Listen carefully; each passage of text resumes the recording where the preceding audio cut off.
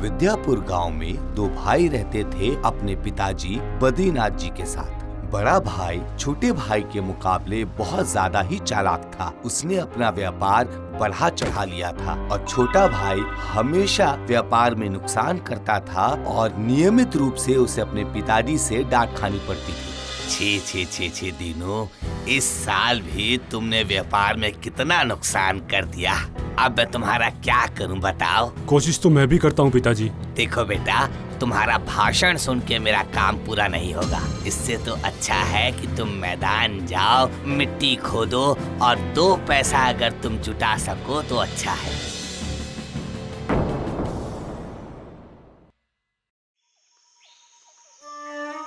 सब लोग ठीक कहते हैं। मैं एक बेकार इंसान हूँ, एक पनौती हूँ।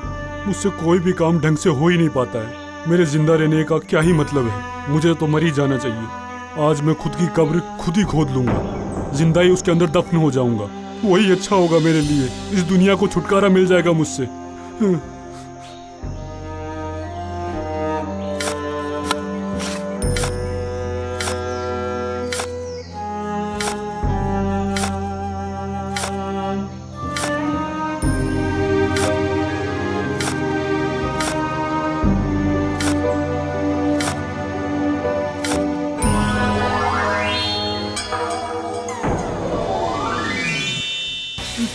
ये क्या है ये?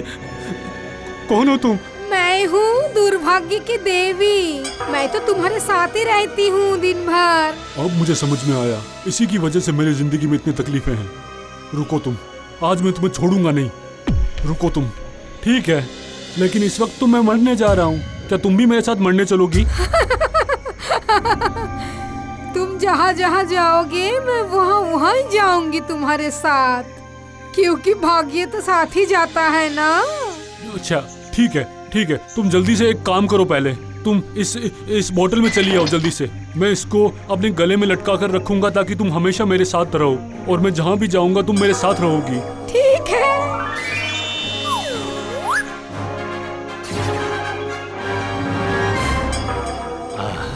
अच्छा हुआ तुम इसके अंदर आ गई।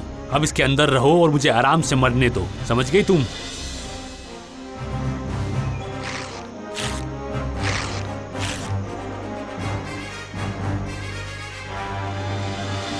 उसी समय एक आश्चर्यजनक घटना घटती है। दीनानाथ जितना मिट्टी खोदता है उससे दुगना मिट्टी खुद जाता है और मिट्टी के नीचे से एक सुरंग तैयार हो जाता है और दीनानाथ उसी सुरंग के नीचे चला जाता है। वो चलते चलते एक सोने के दरवाजे के सामने आकर रुकता है। अरे बाप रे, ये मैं कहाँ आ गया? आप डरिए मत, आप इस वक्त नागलोक में आए हैं। इस राज्य में धरती से इंसान तब आते हैं जब इस राज्य को और उसके देवता को उसकी जरूरत होती है। हमें आपको यहाँ से राजमहल ले जाने का आदेश दिया गया है और अब चलिए हमारे साथ। अरे बाप रे, अब मैं कौन सी मुश्किल में पड़ गया रे बाबा।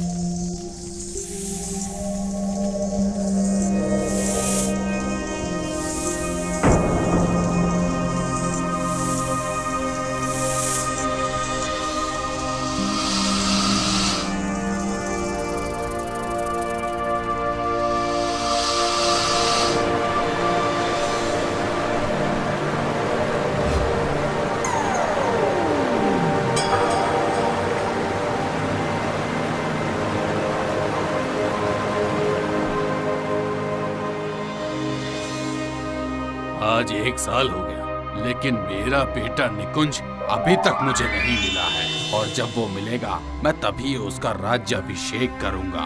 आश्चर्य है। भाई, हमने राज्य के सभी लोगों को लगा दिया है राजकुमार को ढूंढने के लिए, तो चिंता मत कीजिए, वो जल्दी ही मिल जाएंगे।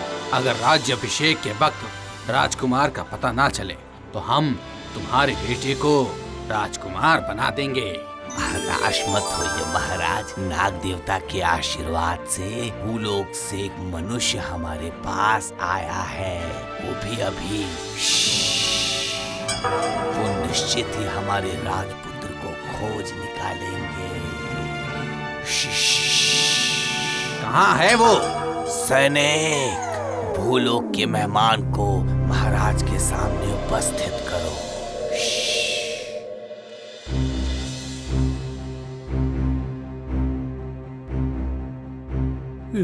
प्रणाम नागराज, मुझे कुछ भी नहीं पता है कि मैं आपके राज्य में कैसे आ गया। मुझे समझ में ही नहीं आया मैं यहाँ कैसे आ गया। हमारे नाग देवता की इच्छा की वजह से ही तुम्हारा यहाँ आगमन हुआ है और एक विशेष कारण की वजह से तुम्हें यहाँ बुलाया है। समझ में आया? लेकिन किस कारण से महाराज?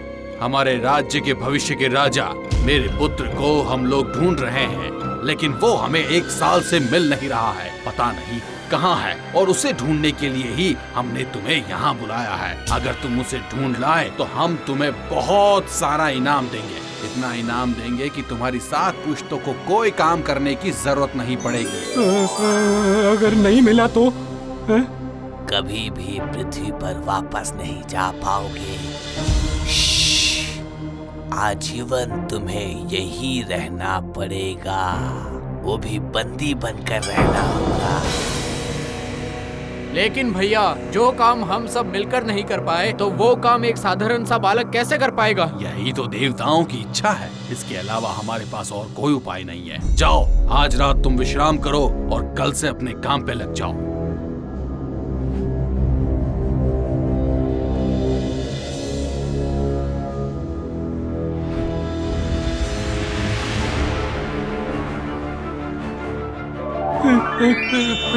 अब तुम कौन हो? मैं हूँ सौभाग्य की देवी। मैं तुम्हारे साथ ही रहूंगी अभी से। तुम चिंता बिल्कुल भी मत करो। अगर मैंने नागराज के बेटे को नहीं ढूंढा तो वो लोग मुझे नागलोक में बंदी बनाकर रख लेंगे। मैं तो तुम्हें वो मुश्किल से बचाने के लिए आई हूँ ना। मैं तुम्हें जो जो बोल रही हूँ सब तुम ध्यान से सुनो।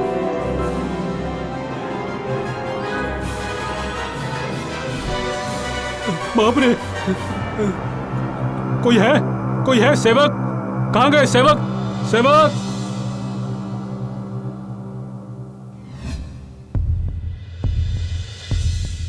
सुनो सुनो सुनो, महाराज का आदेश। भूलोक से एक जौहरी यहाँ पर आया है। जिस किसी के पास भी अनमोल पत्थर मणि है वो उसे 10 गुणे दाम पे खरीद लेगा। जो कोई भी सबसे मूल्यवान मणि उसको देगा वो इस राज्य का आधा हिस्सा रखेगा। ये सब 3 दिन के भीतर ही करना होगा, नहीं तो आपके मूल्यवान मणि की कोई कीमत नहीं रह जाएगी। सब लोग ध्यान लगाकर सुन लीजिए।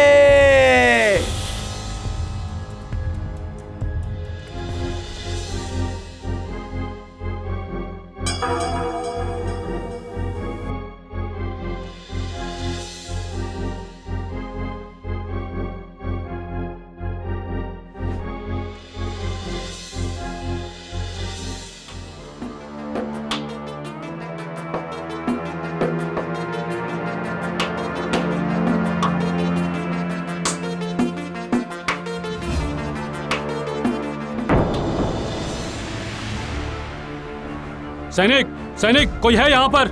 जल्दी से इस बूढ़े को बंदी बना लो। ये हमें बताएगा कि हमारे राजकुमार कहाँ पर है आखिर। जल्दी जल्दी पकड़ो इसको, अभी क्या अभी।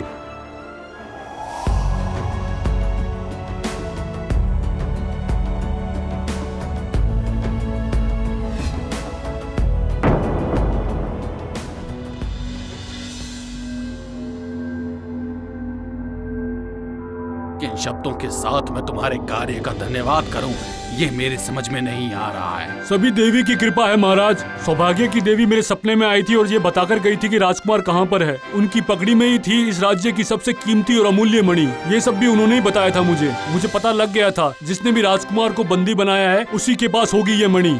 आपके घोषणा करने के मुताबिक इस मणि की 3 दिन बाद कोई कीमत नहीं रहेगी बाजार में। वो ये बात किसी भी हालात में मान नहीं पाएगा, इसलिए वो मणि के बदले मोहर लेने आएगा ही आएगा। ये बात तो पक्की है। और फिर तो वही हुआ। राजपुत्र के अपहरण के लिए इस बुढ़े को सूली पे चढ़ाना होगा। लेकिन महाराज माफ कीजिए, लेकिन मैं आपको बता दूं, इस सब के पीछे आपका भाई है कालनाथ, जिसने अपने बेटे को राजा बनाने के लिए ये सब कुछ किया है। इसीलिए आपके बेटे को उसने बंदी बना के रखा है। भैया ये एकदम झूठ है। भैया ये आदमी एकदम झूठ बोल रहा है। महाराज सच्चाई आपको ये बूढ़ा आदमी बताएगा कि आखिर सच है क्या इस सब के पीछे। मुझे जाने का आदेश दीजिए महाराज, मेरा काम खत्म हुआ यहाँ पर। हे, कोई है? हमारे विदेशी मित्र के पुरस्कार की व्यवस्था की जाए और साथ ही उनके वापस घर लौटने की भी। हम तुम्हारा एहसान कभी नहीं भूल पाएंगे। प्रणाम महाराज। नागलोक से वापस आकर दीनानाथ एक सोने की टोकरी लेकर सीधे पहुंचे अपने पिताजी के पास। लेकिन उसके बड़े भाई को ये बात पसंद नहीं आई और उसके मन में लालच आ गया।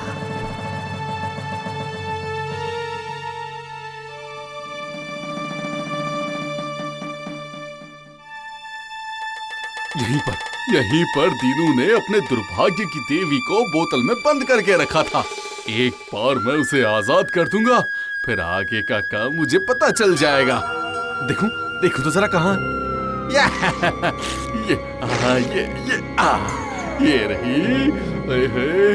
अब चखाऊंगा दीनू को मजा।